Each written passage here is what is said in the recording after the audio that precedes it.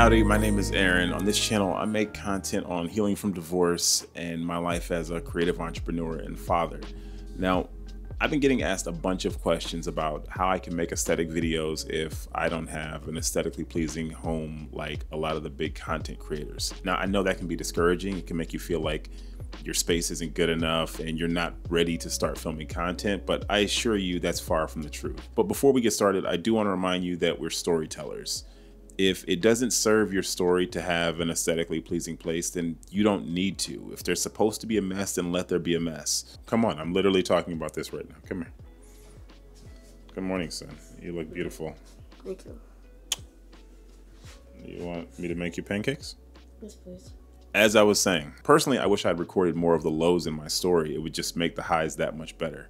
So I'll often go back and recreate them, like the time I was homeless. Even my appearance, I look totally nuts, but I just woke up and that's part of the story, so I'm gonna roll with it. So don't start cleaning just yet. I will often use a mess as a way of showing the passage of time from the beginning of an activity to the end. Your aesthetic should serve the story and not the other way around. But if you really wanna know how to film more aesthetic video, I'll show you how I do it.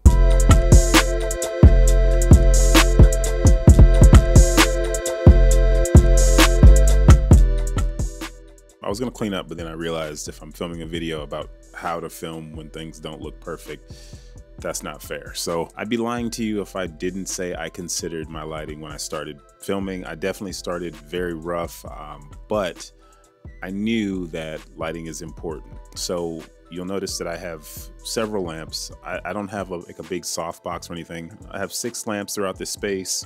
1, 2, 3, 4, and then I have 2 over there, which are actually off. Alexa, turn on the living room. Okay, and then that. So you don't need that, but it's a good way to cheat not having professional lights. In addition to those, I do have 6 additional lights. These are the Litu Photo R6s. I'll put a link in the description. They're just 10-watt lights. They're RGB controlled, but they have a magnet, which is really handy.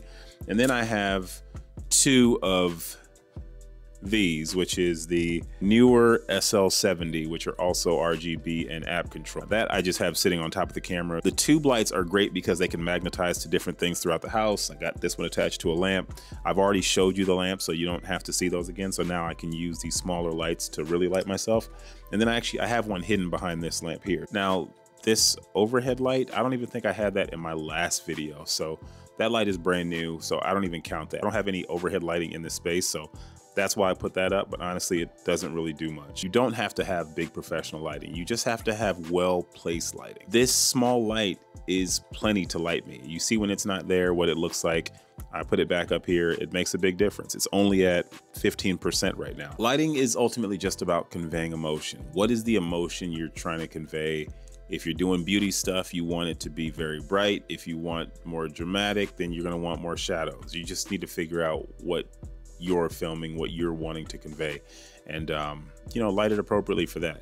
Most of these are just like regular incandescent, like 3200, but my smart bulbs are RGB and app control, which is nice if I ever need to get a different color. I'll put a link in the description for all this stuff, but I'm not quite sure what the name of them is. Now, the only other thing I would add is going to be this hand dimmer. So I've got a couple of dimmers, which is great for adjusting this. I never really run these light bulbs at full intensity, but if you don't have app controls or RGBs or anything like that, that is great for being able to have a little bit more control with your lights. So honestly, lighting, it's just about being strategic. Now, I'm never focusing on the entire place at the same time. You take a couple of your small lights, you find a little corner, and then you strategically place the lights in order to get what you want to get properly exposed. I know you don't feel like you have the perfect lighting that you see in some people's videos, but a lot of times it's not about what is naturally in the space. Like, it's just about being creative. Now, before you spend any money, you do have a big free light source available to you, the sun. But that's lighting. Let's move on.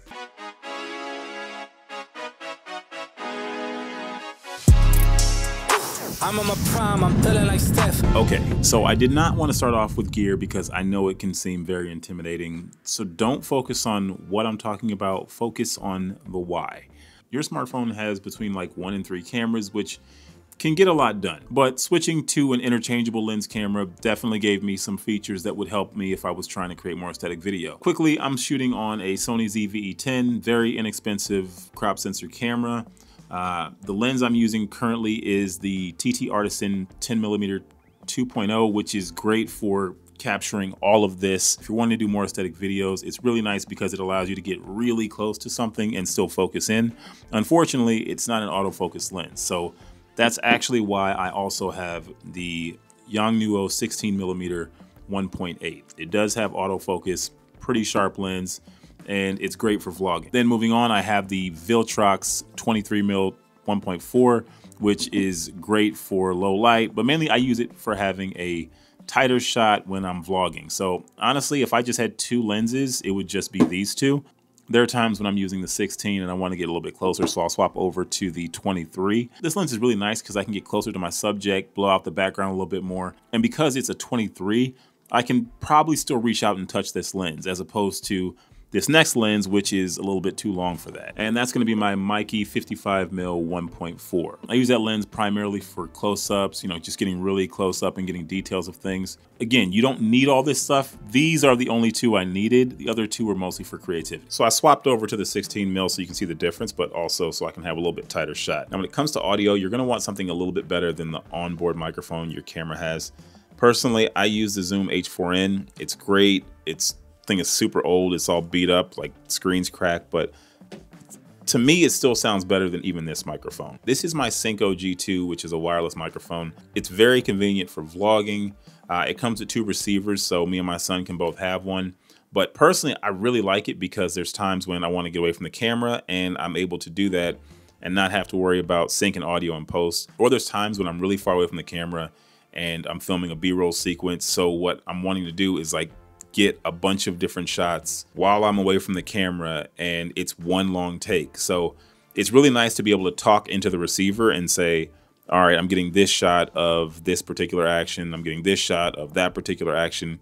I'll actually tell myself why I like a take versus a different take. So when I'm actually editing it, it's so much easier to listen to that audio and know what I want to use. Of course, you're also going to need a tripod. I'm currently using one, which is my taller tripod.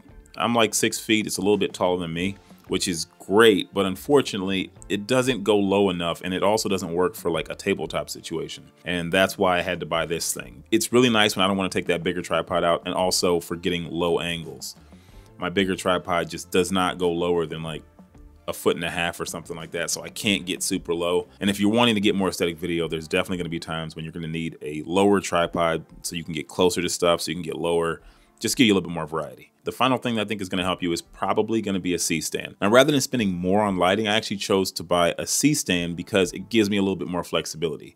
That same small light from earlier is what I'm using to light myself right now. I just have it on a C-stand arm and it's just boomed out over me, but I can also take my camera and rig it up on this to get overhead shots or to extend my camera out over something. So it gives me a little bit more flexibility than just a light. And of course, my absolute favorite camera, my phone, because it's right there, it's always on me, and it's great for catching those candid moments when I don't have a camera on me. And it is waterproof, so it's really great for getting underwater footage. You don't need any of this. This is just what I use. The primary reason why I wanted an interchangeable lens camera is because I'm able to adjust my focus, blur things out, and have the ability to use different lenses, so I'm able to get different focal lengths. I rarely shoot anything even this wide. I'm typically going to just find a corner, make sure it's lit really well, and capture what I need to get in that space. Having an interchangeable lens camera allows me to get way more out of my space than I would with just my phone. But if that's all you have, you can definitely make it work.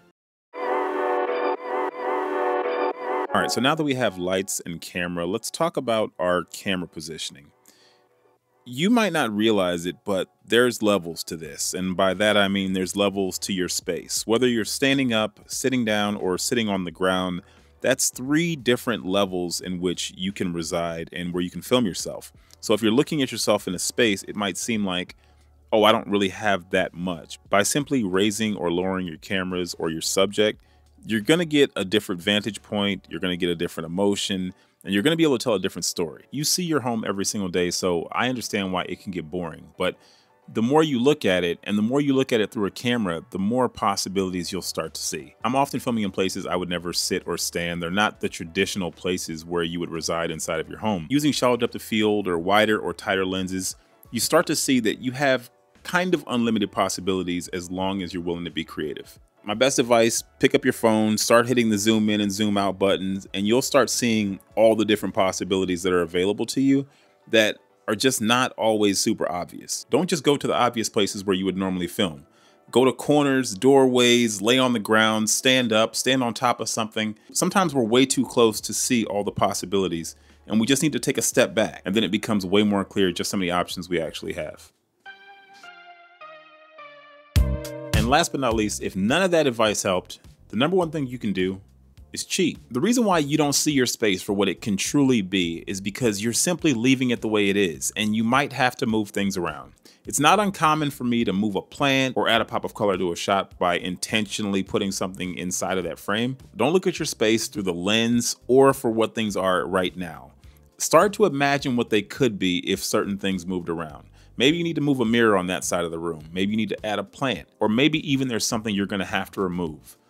The point of all this is that creating aesthetic videos takes time, effort, and intentionality. It's not going to happen by accident. Even those videos you've been watching where everything looks perfect, it's because someone's putting effort into making it be that way. Even if their home has the look, they still have to keep it clean. There's simply no way of getting out of putting in the work that it's going to take in order to make your videos look the way you want them to look, but I promise you, it is absolutely worth it.